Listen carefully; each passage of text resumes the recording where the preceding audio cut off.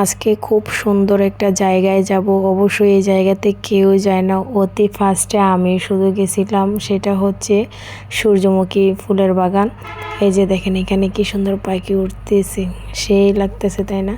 যাই ফাইনালি এখানে চলে আসছে। আসার পরে দেখি 20 টাকা করে টিকিট। ভাবতে পারছেন, আমি তো শেষ।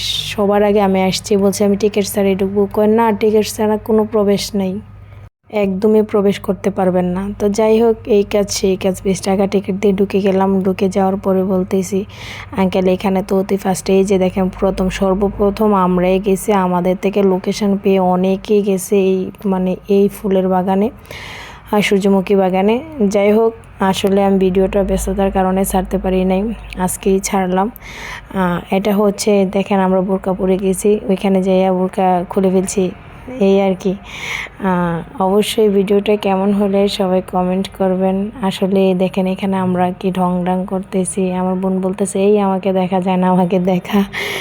যাই হোক, ও সূর্যমুখী বাগানের সাথে ম্যাচ করে একটা পরে আসছে হলুদ কালারের ড্রেস। যাই হোক, এখানে আমি দেখেন ওয়াও, দেখবেন জলপরি, এই যে দেখেন কত সুন্দর তাই না?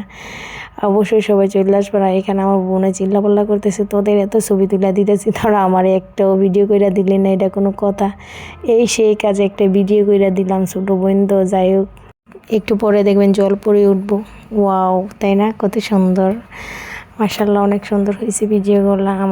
আমি নিজে ভিডিওটা করছি, ওরার ভিডিও নিয়ে ব্যস্ত আছে, এই আর কি। যাই হোক, এখানে দেখবেন এখানে যে পিচিটা দেখতেছেন তার একটা আমরা ভিডিও নিলাম।